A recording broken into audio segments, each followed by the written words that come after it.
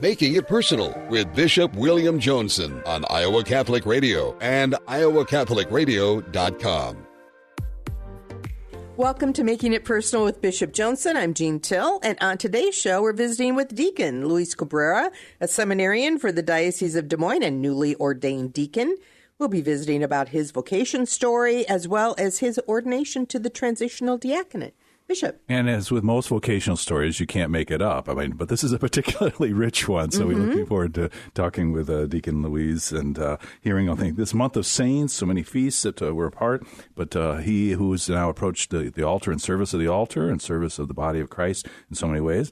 But someone else, kind of with joy like wonder and everything else, Jean, your grandson Drew, who assisted at Mass that I celebrated during the week at Cathedral a few weeks ago. That was pretty cool that it was Bishop. I got to do this with Bishop. Well, it started when you blessed the statue outside of St. Ambrose, and he got to hold the holy water. Yes, the Be Welcoming statue. Yes. So he was just like, did I do okay? That was so cool. And he just liked that. And then when we had daily Mass, and I have them this summer, I'm like, well, Mr. Martin, John Martin will help you with that. Do you want? So he thought he was going to get to watch the day. And John Martin's like, here we're going. You're going up to the altar. And he was just on it. Certainly not intimidated, but just that reverence and holiness. Hopefully that'll stay with him, and that never get kind of complacent or anything like that. Well, like 9-year-old boys, he typically isn't thrilled with Mass. Okay. He's a little got to be active. Yeah, he's a little antsy, but to be able to do something and to be attentive to what he loved it. He loved it. I said, what was your favorite part? Yeah. Everything. I'm like, Holy Spirit, beautiful. Come. So, and would that we all would have that attitude of reverence. We're thinking about this month of saints, and Deacon Luis ordained on the very appropriately the feast of St. Ephraim, the deacon and the doctor of the church. A great witness that he gives his love for the Eucharist. As we celebrated the feast of Corpus Christi shortly after that ordination, and Deacon Luis preaching at that. But Ephraim speaks to this of the Eucharist, and he borrows from Isaiah 6. In your bread, Lord, there's hidden the Spirit who is not consumed. In your wine there dwells the fire that is not drunk. The Spirit is in your bread, the fire is in your wine, a manifest wonder that our lips have received. And he continues too, Christ's body has newly been mingled with our bodies. His blood too has been poured out into our veins. His voice is in our ears, his brightness in our eyes, in his compassion. The whole of him has been mingled in with the whole of us. And so that we become tabernacles of this living presence, and he claims us and takes possession in the most benevolent and benign way, and that great love that he has for us too. Today is also the Feast of the Sacred Heart, and great love there. I usually think automatically of St. Margaret Mary Alacoque and her devotion that she cultivated in the 16th century with St. Claude de la Colombière, her spiritual director. But it was brought to my attention a little-known saint, St. Lutgard, a 12th century Belgian saint, and so one who was a Benedictine. The reason that she entered the monastery, maybe a little bit more worldly there, but finding that alternative that was there. But in her own life, she became the first woman ever to receive the stigmata and began that devotion to the Sacred Heart. So I don't think St. Margaret Mary is trying to claim prerogative there or claim squatters' rights in any way, but that coincides her feast with the Feast of the Sacred Heart. She asked in the grace in her mystical prayer with Jesus for his heart, and the way that he gave that to her, that grace that was there and the grace that was offered. And so, she asked for the grace to be able to sing Latin. I don't know if that's one that many of us would ask for as well, but that time alone with Jesus, the way in which she dedicated herself, it is your heart that I want, so be it, Lord. It is your heart that Jesus wanted of hers, but that compact between them and that great love. And so the ways in which we're consecrated to him, for with you as my shield, my heart is secure for all time, dispelling all nervousness, all apprehensions, just being with. And so she who experienced the stigmata, the great suffering of Christ, but the greatest of consolations as well. May the Sacred Heart of Jesus enfold all of our listeners in the Spirit Catholic Radio Network, as well as the Iowa Catholic Radio Network, and may the Sarans in particular who are fostering vocations find themselves consoled and united to that Sacred Heart. When we return, we'll visit with Deacon Luis Cabrera, a seminarian for the Diocese of Des Moines. You're listening to Making It Personal with Bishop Joensen on Iowa Catholic Radio and the Spirit Catholic Radio Network. Dad, how are things going in St. Vincent de Paul? Awesome, Zoe. Our 6th Avenue, Army Post Road, and Windsor Heights locations are really busy. Steve Haveman, Executive Director of St. Vincent de Paul, thanking you for your continued support. How can people help St. Vincent de Paul, Dad? By donating and shopping. St. Vincent de Paul helps everyone, even kids' lives. Yes, Zoe, even kids' lives. Thanks for shopping at our St. Vincent de Paul thrift stores. St. Vincent de Paul helps everyone, even kids.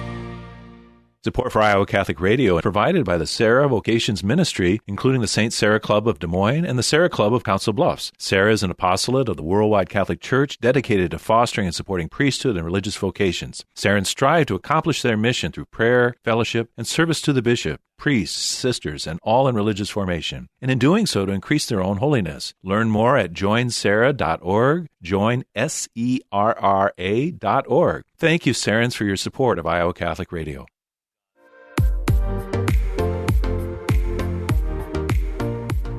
Welcome back to Making It Personal with Bishop Joensen. And on today's show, we're visiting with Deacon Luis Cabrera, a seminarian for the Diocese of Des Moines.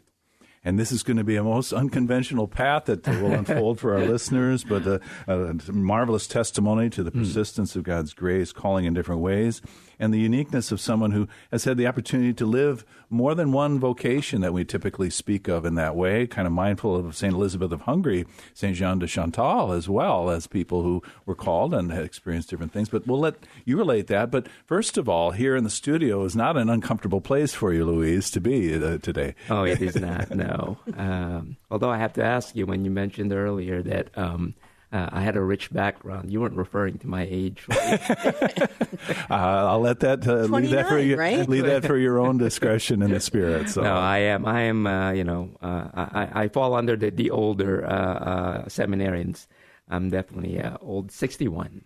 I turned 61. I'll be 62 in August, so not too far away. And a non-traditional seminarian. Who's going to be ready to file for Social Security as soon as he's ordained.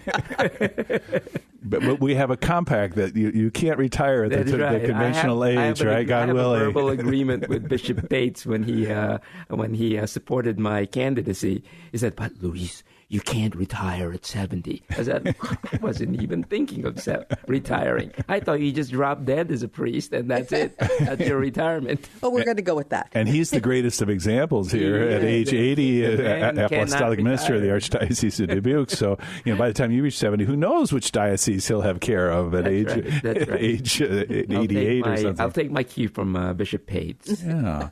So, but one who came to Iowa eventually, but the radio experience that you had here, even in the Des Moines Metro. I did. I was with KFMG for 6 years, and I had a show called The South of Here. It was dealing with mostly the issues that affect the Latino community of Des Moines directly. Social events, musical events, as well as, things that are in politics that affect the lives of Latinos in and around Des Moines. That was a great show, and I held it. I did it for 6 years, which is really nice. Yeah, so very great comfort, kind of communicating a message, speaking in public, and part of the charism that you had as well. But you yourself are not Latino. You have a different ethnic background. I was born in the Philippines in 1961. There you go, my age. Okay. I was born in the Philippines, and I grew up there. When I immigrated to the United States, I was 17 years old. So, or 18, somewhere there. Mm-hmm. So I went to school mostly in the Philippines, high school and elementary school. Yeah. Under the tutelage of a religious order or public institutions? I went to Catholic school. My mom and dad were devout Catholics, so they sent all of us, my siblings and I, all went to Catholic school all of our lives. So it was embedded in us. I remember, being in Catholic school and learning how to go to confession. and staying in that line with all my classmates behind me. And not talking. And well, we were passing our sins. There was a list, and I always felt bad for the priest. He was probably thinking, you guys can at least change the order of the sins. Yeah, really. But yeah, definitely I went to Catholic school, and I was very, very, I think it's one of the greatest blessings that I received from my parents was bringing us up Catholic and embedded the... Were there rumblings of a vocation to religious life or priesthood even at that early age? Or was that something that unfolded later? It wasn't until I was about 14 when I first, quote-unquote, felt the call. It was unusual because I wasn't really particularly religious growing up, but there was this beautiful cathedral in my elementary, in the Philippines, elementary school, high school, and university is part of the university. And there's always a church attached to it. And there's this beautiful Gothic cathedral that was attached to my school. And it was built in the early 1600s. In the city of? In the city of Manila. It's Manila right itself. In the capital city. Yeah. Mm-hmm. And there was this gigantic cross in the back of the church by the entrance. And I found myself praying to that cross, in the foot of that cross, when I was 14 years old. I don't know why, but I was drawn to do that. And that was the first time that I really started thinking about, I saw the priest, and maybe I can become a priest one day. Not really seriously, but, I was praying, and that cross, I would pray there regularly, that it actually appeared in my dream. The cross appeared in my dream. In fact, for my you and St. Helen then, huh? Yeah. In fact, my ordination card for next year is a photograph of that cross that I was able to find because it was so pivotal in my vocation. But yeah, I was 14 when I first kind of felt the call. But then you come to the States, and does that all when I was away, in the or when I was in the Philippines. A year after that moment when I was praying in front of that cross and when I had that dream, there was this desire in me to become a priest all of a sudden, after a year of thinking about it. And I remember one summer I was determined to enter seminary, but I didn't know which seminary. I was 14. And I told my mom, and it was my mom that really drove me around to find out how I can get into a seminary at at age 14. And every single one that we went to rejected me because I was 14. I was too young. Sounds like St. Therese. I was way too young. Yeah. And my mom, and I remember bawling because we couldn't find a seminary that would take me. And my mom did not stop. We went from one seminary. She would look for a seminary, and she would talk to a priest. Is there a seminary? We would go there. And we finally went to the religious order that I really wanted, was the Capuchin Franciscans. But they rejected me, and I was heartbroken when they did. But my mom found the Salesians of Don Bosco, and they had a minor seminary for high school students. And I was in my senior year of high school at this point. I was entering senior year, and the Salesians accepted me, and I was absolutely overjoyed. And being with the Salesian was my first experience of formation. And it was with no prior awareness of the charism of St. John Bosco or Francis de Sales. There was not an attraction for that, but it was just like, that's right. This is where the park is open, right? Absolutely. They opened the door, I'm going in. And this is my first experience. That was a senior, which means they were younger, 3 levels younger than I was. And it blew me away the first time we went to Holy Hour, where these little boys, shorter than me, and I'm pretty short, shorter than me, younger than me, we would get up at 5 in the morning, and they would file into the church, and they would spend Holy Hour. I've never seen Holy Hour before. I've never seen little kids get on their knees, spend an hour silently, and adore the Blessed Sacrament. So that was my very first experience of formation. It struck me, and it stayed with me in such a way that when the Capuchins, after I graduated from high school, sent a vocation director to recruit me, I rejected them this time. And I said, I'm staying with the Salesians.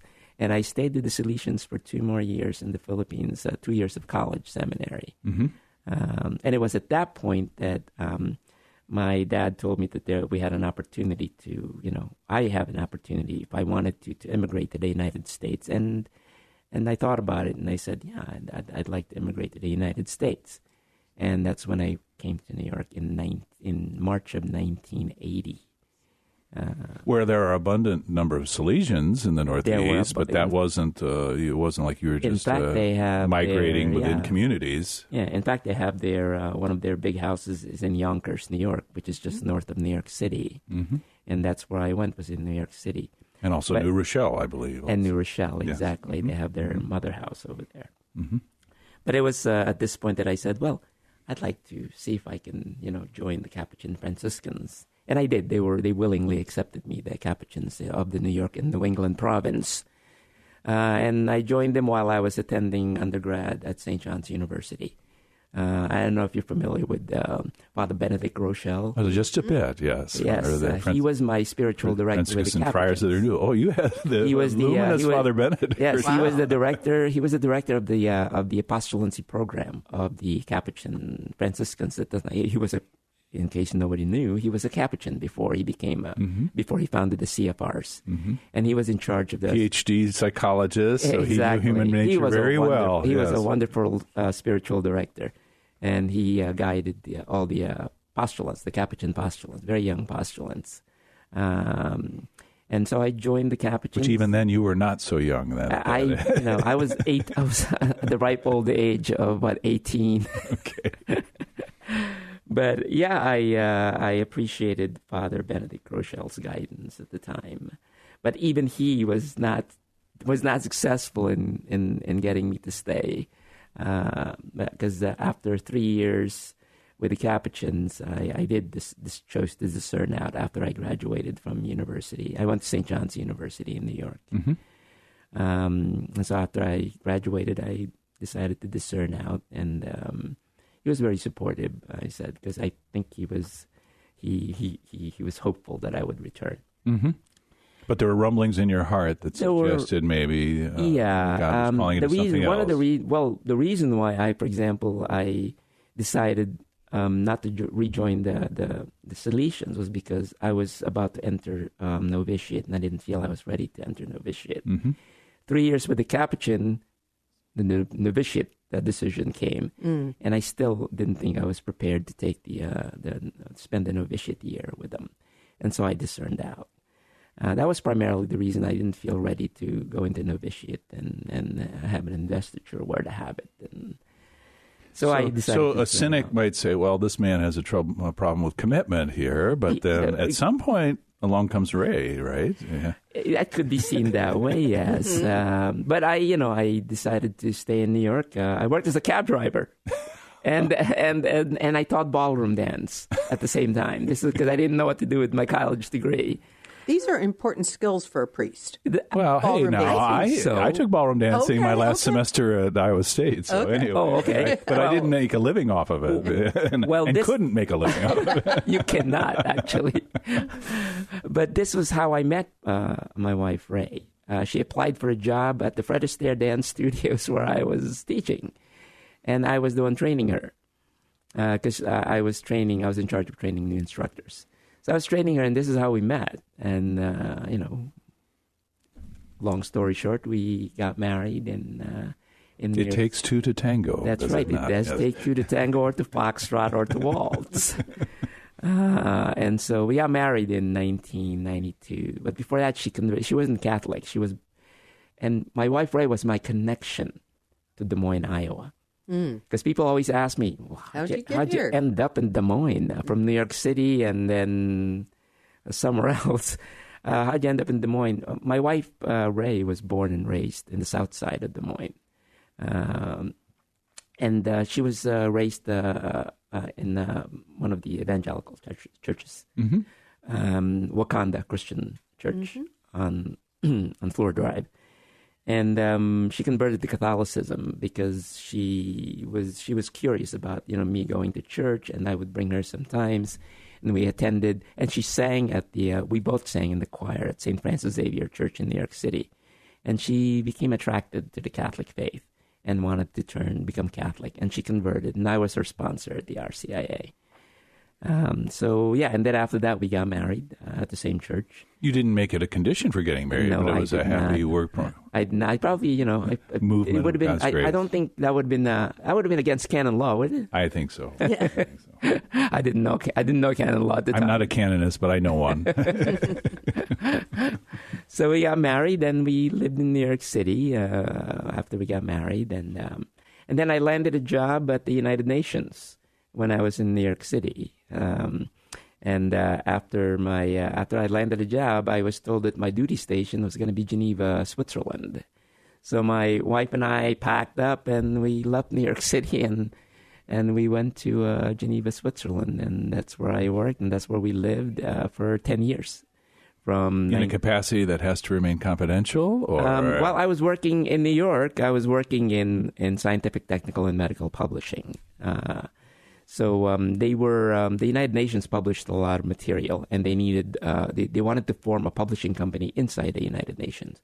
So they were bringing in professionals from the scientific, technical, and medical publishing community because it was very similar to academic publishing, which is what the material is that is put out by the United Nations. Mm-hmm. They formed a publishing company, and I had the experience to be part of to work in a publishing company. So again, the communications piece. The communications piece. The power of the word and everything. Piece. Is the World Health Organization aligned with the UN in Geneva? The World Health the United Nations is comprised of many different organizations. The World Health Organization is one of them. I was working for the International Labour Organization, which is the oldest organization of the United Nations, which used to be part of the League of Nations, the defunct League of Nations, which formed the United Nations. Mm-hmm. So I was working for them, and I was working in the child labor and human trafficking division, so communications in those two areas. But a very cosmopolitan life then, and very cosmopolitan. Even the Swiss all speak several languages. And, even more cosmopolitan than New York City. And I learned how to speak French. My wife learned it much quicker than I did. So our listeners are probably just holding bated breath. When does this eventually come around? So I think we're probably going to have that as our teaser to have you come back here in a moment. We are going to take a quick break. You're listening to Making It Personal with Bishop Joensen on Iowa Catholic Radio and the Spirit Catholic Radio Network.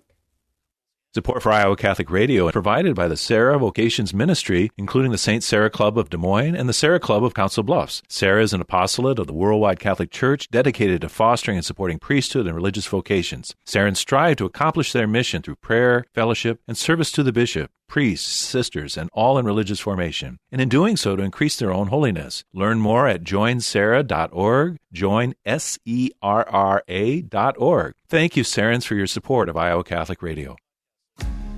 Support for Iowa Catholic Radio comes from businesses and organizations who share in the mission of connecting listeners to Christ while connecting you to their products and services they provide. To learn more and support the businesses and organizations who support the Iowa Catholic Radio Network, visit iowacatholicradio.com to view our business sponsors. If you would like more information on how your business or organization can become a business sponsor, contact Deacon Mark 515-223-1150, 515-223-1150.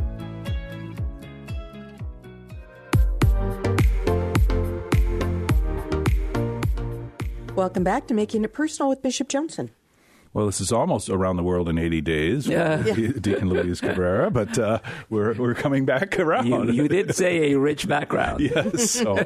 So in Geneva, but beckoning to the States. So I'll leave it to you. In 2016, my contract with the United Nations ended, and my wife wanted to move to Iowa to be close to her family. So we decided to move to Des Moines.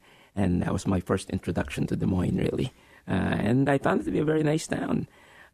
Bracing winters, but hey. Yes, that's right. But when we were in Switzerland, Ray was diagnosed with an illness that it wasn't, fatal, but she was given very strong medications. And I always believed that some of the medications that she was taking probably contributed to, led to why she died in 2016. Mm-hmm. So in 2016, December of 2016, she passed away.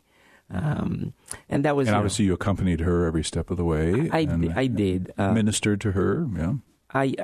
did minister to her, but unfortunately I wasn't around when she actually died. I was in California visiting my mom. So that was difficult for me. Mm-hmm. The fact that she died alone was very, very difficult for me. I struggled with that for a while.